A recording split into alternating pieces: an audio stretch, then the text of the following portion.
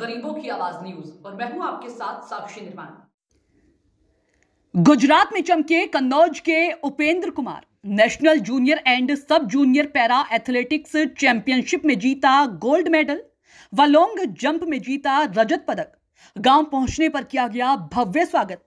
National junior athletics championship में कन्नौज के लाल ने गोल्ड मेडल व लॉन्ग जंप में रजत पदक हासिल कर कन्नौज और प्रदेश का नाम रोशन किया है। इसको लेकर ग्रामीणों ने खुशी जताई है।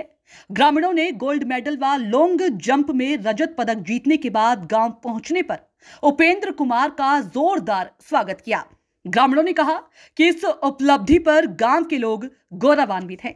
गुजरात में आयोजित जूनियर और सब जूनियर पैरा एथलेटिक्स चैंपियनशिप 2023 में कन्नौज के तालग्राम के चौखटा गांव के निवासी दिवारी लाल राजपूत का 15 वर्षीय पुत्र उपेंद्र कुमार ने गोल्ड मेडल व लॉन्ग जंप में रजत पदक जीतकर क्षेत्र का नाम रोशन किया है। ग्राम चौखटा में गुरुवार शाम को उपेंद्र कुमार का सम्मान समारोह कार्यक्रम रखा गया।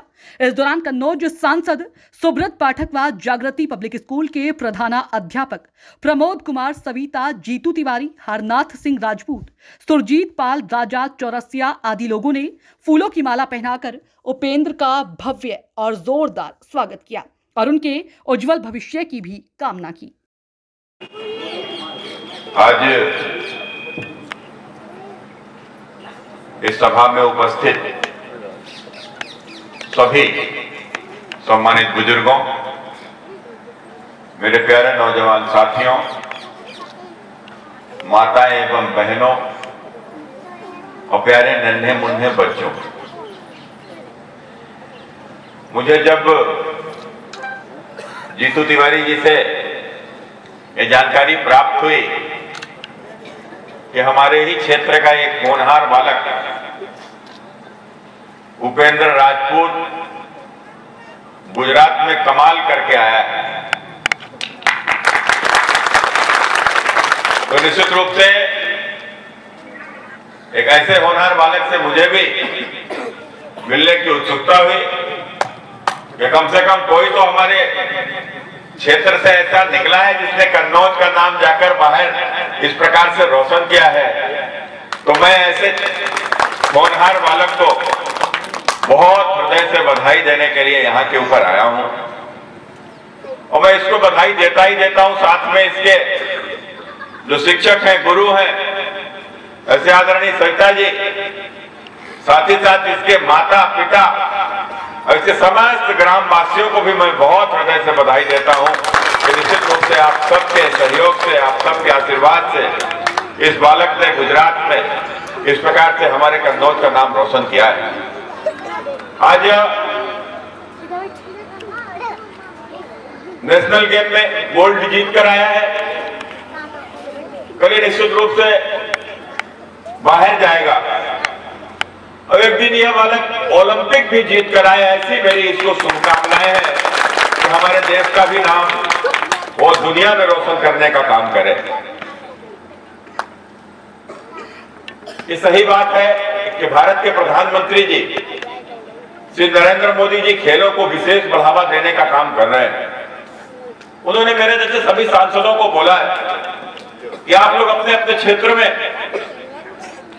खेल कूद के लिए एक स्थान बनाइए, एक प्लेटफॉर्म तैयार करिए जिससे कम से कम हमारे क्षेत्र की तमाम सारी प्रतिभाएं हैं उनको अवसर मिले, मौका मिले। आप लोग बताइए, ये हिंदुस्तान इतना बड़ा देश है, इतना शक्तिशाली देश है, ताकतवर देश है, यहाँ के ऊपर इतने सारे लोग हैं, इतनी सारी सुविधाएं हैं, उसके बावजूद भी जब दुनिया भर के तमाम सारे खेल होते हैं, हमारे यहाँ भी होते हैं। हमारे यहाँ कितने ही बच्चे आपने देखा होगा कि सड़क के ऊपर दौड़ लगाते हैं, काहे के लिए? उनकी सेना में भर्ती हो जाए, उनकी पुलिस में भर्ती हो जाए। कितने ही खेल होते हैं, गांव में भी खेल होते हैं। आपने देखा होगा कि कोई खेल नहीं होगा, हो रहा होगा तो बच्चे अपना थोड़ा सा खेत ही ठीक कर लेते हैं, उसमें क्रिकेट ही खेलने लगते हैं। कहीं कोई अपना कोई दौड़ खेल रहा है, कोई कबड्डी खेल रहा है, कोई वॉलीबॉल खेल रहा है। तमाम सारे खेल लोग स्वतः भावना से खेलते हैं, एक दूसरे को देखकर खेलते हैं। कोई टीवी से सीखता है, कोई कहीं पर जाता है, दूसरी जगह से सीख कर आता है, वो खेल खेलता है। लेकिन हम सब खेलने के बावजूद भी हम इंटरनेशनल लेवल के ऊपर हम अपना नाम क्यों नहीं कर पाते हैं? आपने देखा होगा कि हम ओलंपिक में तो खेलने जाते हैं, सदियों से जा रहे हैं, लेकिन भारत की आजादी के बाद हम कितनी बार ओलंपिक गए? हमसे छोटे छोटे देश बड़े बड़े खेलों में गोल्ड मेडल जीतते हैं, सिल्वर मेडल जीतते हैं, लेकिन हमारे देश की ये प्रतिभाएं आखिर वहां तक क्यों नहीं पहुंच पाती? आखिर क्या कारण है? जबकि सारी चीजें हमारे अंदर है, हमारे अंदर ताकत है, हमारे अंदर अच्छा खान पान है, हमारे अंदर उनसे अच्छी बुद्धि है, सब कुछ हमारे यहाँ। हमारे पास तो दूध भी है, गाय का भी दूध है, भैंस का भी दूध है, सब कुछ है, उसके बावजूद भी फिर हमारे बच्चे क्यों नहीं आ जा रहे आगे? तो उसका कारण क्या है? कारण यह है कि हमारे देश में कभी इस ओर ध्यान ही नहीं दिया गया। प्रतिभा तो है, लेकिन प्रतिभा को जब तक यदि उसको दिशा नहीं मिलेगी, यदि मान लो हमारा शिक्षक नहीं होते, हमको गुरु नहीं होते, हमको पढ़ाए नहीं होते, हमको सिखाए नहीं होते कि छोटा कैसे बनता है, बड़ा कैसे बनता है, कैसे ए बनती है, कैसे ABCD लिखी जाती है, तो क्या हम कोई सीख पाते क्या? तो क्या हम कोई पढ़ पाते क्या? तो कोई सही मार्ग दिखाने वाला नहीं, कोई सही रास्ता दिखाने वाला नहीं, एक प्लेटफॉर्म नहीं। तो इसको लेकर मोदी जी ने कई सारे प्रयास किए हैं। और आज चूंकि आपने देखा होगा कि जिस प्रकार से उन्हें घर में कोई भी बच्चा होता है तो उन्हें अरे भैया ये तो अधिकारी बने, उसके बाद ये कुछ करने नौकरी करे, उन्हें इंजीनियर बन जाए, डॉक्टर बन जाए। तो आखिर क्यों होता है? तो इसलिए होता है कि उसका भविष्य अच्छा होगा। यदि कुछ बन जाएगा तो कम से कम अपने पैरों के ऊपर खड़ा हो जाएगा, 4 पैसे की अच्छी उसकी आमदनी होगी, अच्छी उसकी नौकरी लग जाएगी। लेकिन आज खेलों में भी इस प्रकार का माहौल बन रहा है। आज खेल भी एक प्रकार के कहीं ना कहीं लोगों के लिए एक व्यवसायिक भी सिद्ध हो रहे हैं, उससे अच्छा पैसा भी लोग खेलों में कमा रहे हैं। तो इसलिए खेल भी एक बड़ा प्लेटफॉर्म है आज की डेट में। तो खेलों का भी प्लेटफॉर्म लोगों के पास में पहुंचे, इसको लेकर भी मोदी जी ने लगातार प्रयास किए हैं। यही कारण है, आपने देखा होगा कि अभी पिछले दिनों हमारे देश के कुछ खिलाड़ी जो ओलंपिक में कुछ मेडल जीत कर लाए और उनको किस प्रकार से हमारी सरकारों ने सम्मान किया।